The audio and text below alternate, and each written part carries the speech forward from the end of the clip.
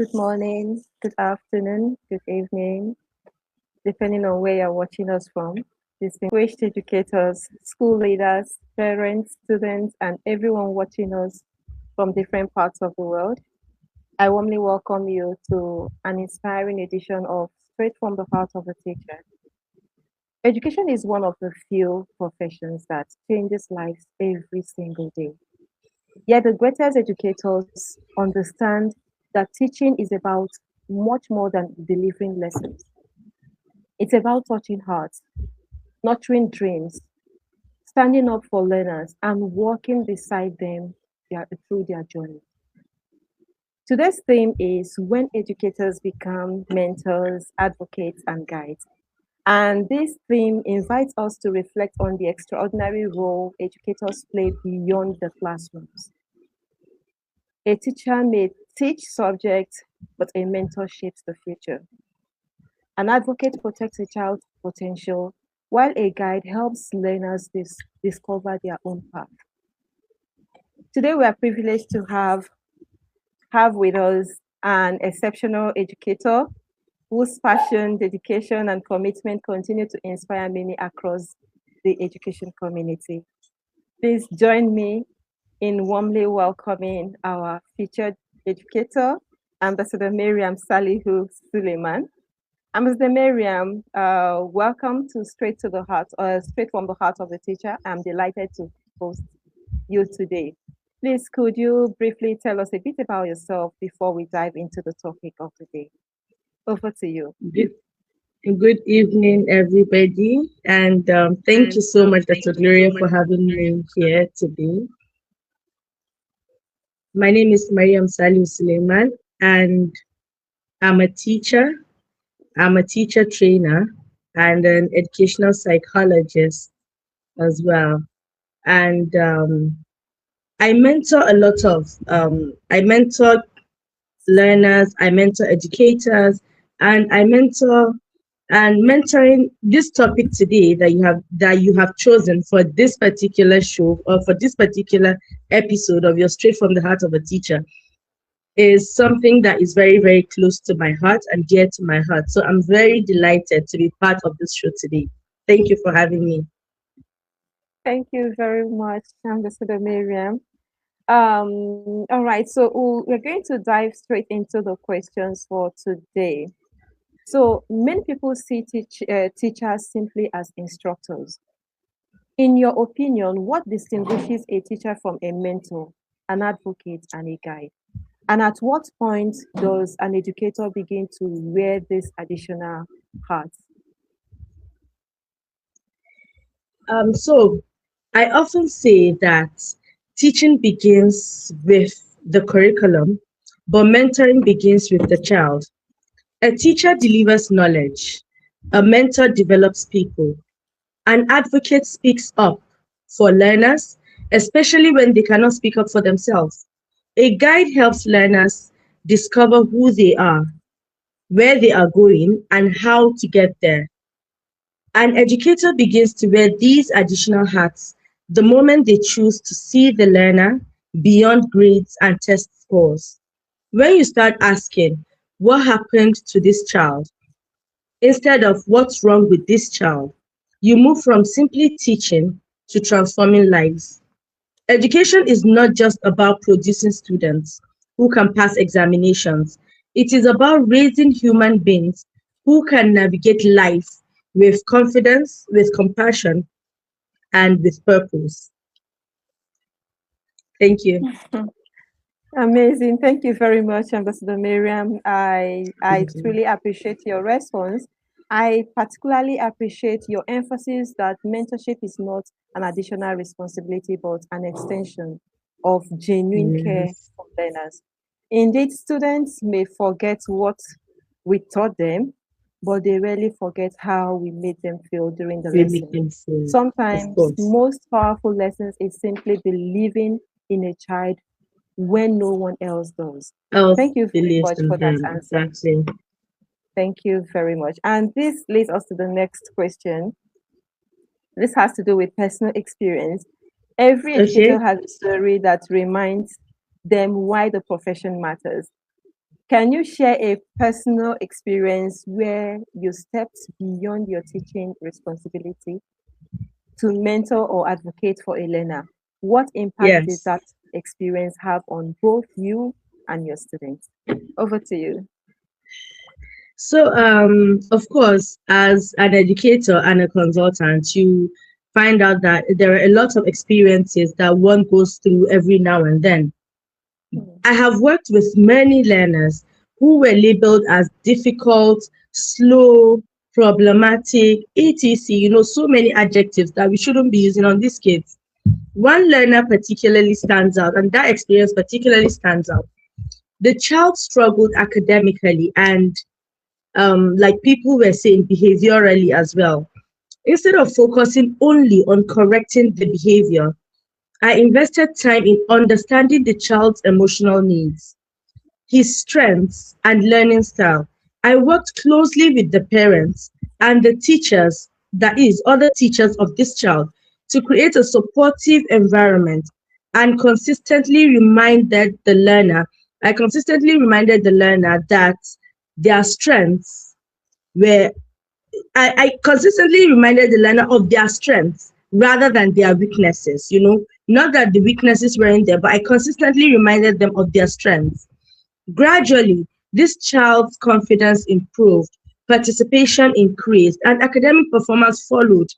More importantly, the learner began to believe in themselves. The learner took it upon himself to take initiative in a lot of other things that were happening, because a lot of times teachers were not giving this learner responsibilities because of his performance behaviorally and academically and stuff. But this learner took it upon himself when he gained the confidence and when he believed in himself. He took it upon himself to push himself to teachers when they say, okay, somebody is going to maybe lead in this aspect, or somebody is going to be the team lead, somebody is going to coordinate this particular activity. The learner put it upon himself to volunteer at so many occasions, so many times. And then it became, in fact, the teachers had to tell the learner that you're not the only one in this class, or you're not the only one in this school. So that experience reminded me that children often do not need someone to rescue them. They only need someone who believes in them until they can believe in themselves. As educators, that belief can change the trajectory of a child's life. And that is one thing educators need to put at the back of their mind all the time.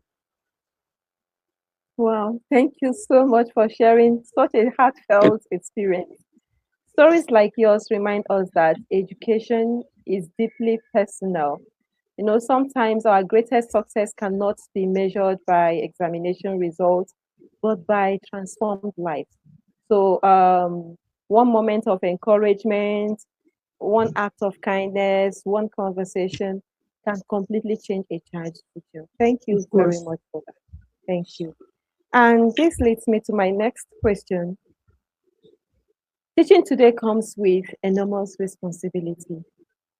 So, educators often face heavy workloads, administrative tasks, emotional demands, and limited resources. So, my question is this: how can teachers effectively mentor and support students without becoming overwhelmed or experiencing burnout? I would say mentoring does not always require gestures.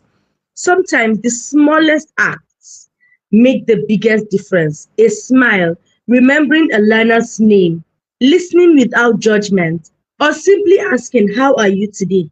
At the same time, educators cannot pour from an empty cup too. We must prioritize our own well-being, collaborate with colleagues, involve parents, and recognize when professional support is needed. One lesson I always share during teacher training is this: we are responsible for learners, but we are not responsible for carrying every burden alone. Healthy teachers build healthy classrooms. When educators care for themselves, they are better equipped to care for others. So please, as an educator myself, I always advocate for educator well-being. we should always look out for ourselves. We should always look out for ourselves, because when the teacher is not healthy, the classroom cannot be healthy. The learner cannot be healthy. So a healthy teacher gives a healthy lesson. A healthy teacher gives healthy mentorship. A healthy teacher gives a healthy classroom. Wow, that is such a valuable advice that you've just given to teachers. So, as educators, we often pour into others until our own cup Yes. becomes empty. So, your reminder that we cannot effectively care for students without also caring for ourselves We is an can't. We important always have to lesson. do. Is an important lesson. Healthy teachers create healthy classrooms. Thank you very much, Yes. Mr. Miriam. Thank you very much. And my next question, um, the world is changing rapidly, and our learners need much more than academic knowledge. So, what Yes. practical strategies can educators use to nurture confidence, resilience, leadership, empathy, and good character while still maintaining academic excellence? Like you said, in today's world, knowledge alone is no longer enough. Our learners need character, resilience, creativity, collaboration, emotional intelligence. They are all very important to we, the educators, as well as the learners. We can always nurture these qualities in various ways. Give these learners meaningful responsibilities and leadership opportunities. I always say that leadership does not start from adulthood. It starts from the child. Give children responsibilities. That is how you inculcate leadership qualities in them. Celebrate effort and growth, not just high effort and growth, not just high grades. We are preparing these learners for the future. We are preparing them for the world, not to pass exams. We are not preparing them just for the exam. So celebrate effort and growth. If today a learner comes into the classroom and the learner sees something that shouldn't be there, and then tomorrow you correct the learner today, and tomorrow the learner comes in, sees something else that shouldn't be there, and the learner picks it up and keeps it in the appropriate place. Please celebrate that effort and the growth, because that is growth. The person has grown from not knowing that he or she is supposed to do this to knowing that I am supposed to do this, and that is how leadership qualities are born in us. So, teaching problem solving. We should teach problem solving rather than simply giving answers. Let them think critically to solve problems themselves. Don't always give the answers to them at their fingertips. Don't let them think. These kids are smart.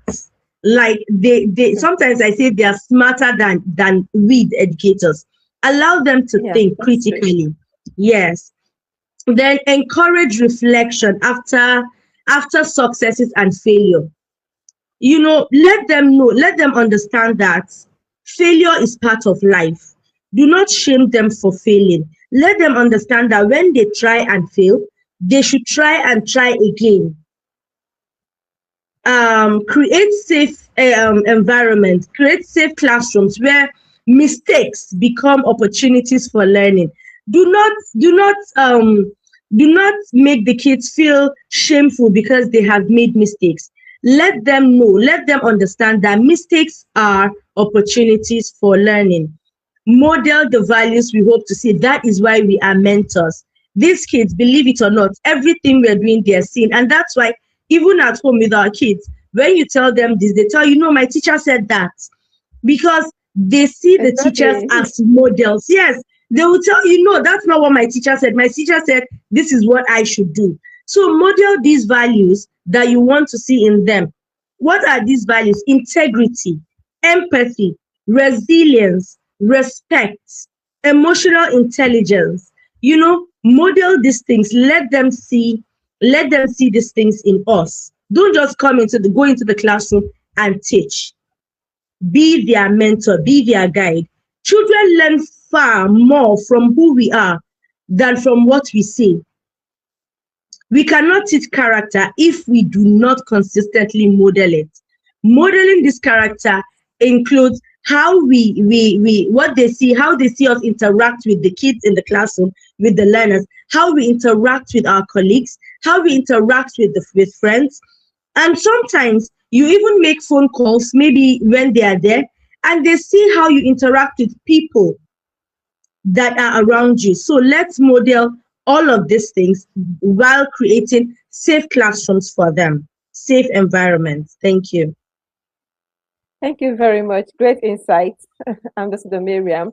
Education should prepare learners not only to pass exams, just like you said, but to solve problems, build relationships, lead with integrity, and also contribute positively to society. Academic excellence and character development must go hand in hand. Thank you very much for that amazing response.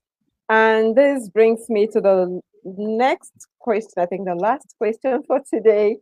So as we begin to round off our conversation, so if you could leave educators around the world with one powerful message about becoming mentors, advocates, and also guides, what are those? What will that message be? And why is it especially important today? Okay. So I think my message is simple. Never underestimate the power of your presence. Never underestimate the power of your presence.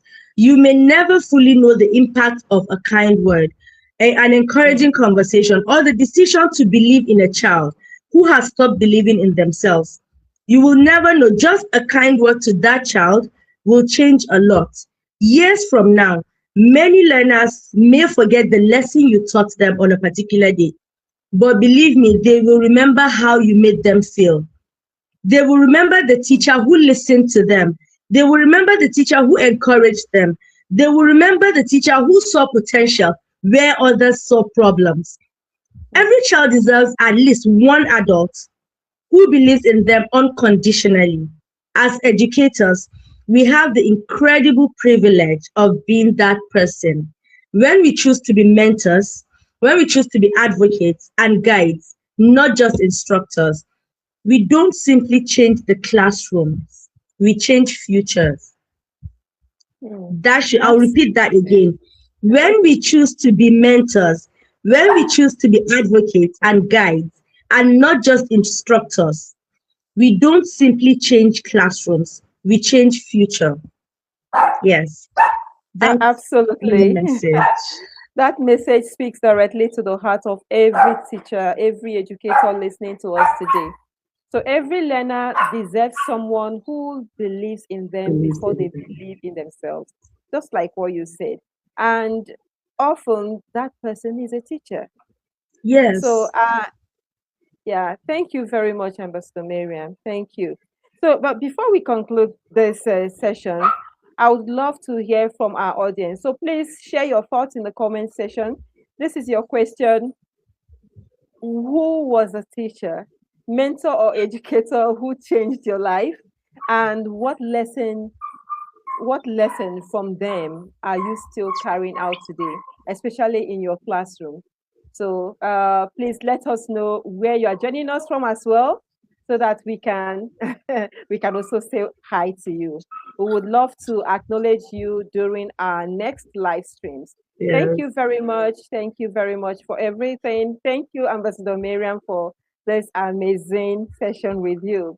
As we come to the end of today's conversation, I would like to sincerely thank you. And I want to say, do you have any, maybe one word of advice or anything you want to leave the educators with today?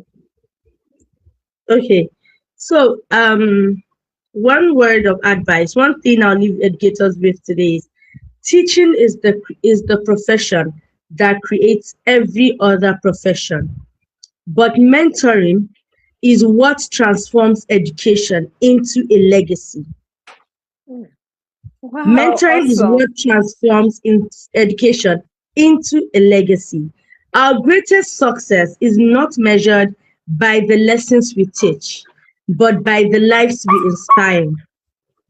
That is what I'm going to leave the educators with. And I hope that they all know the power they carry. I always say that educators, teachers, we don't know the power we carry.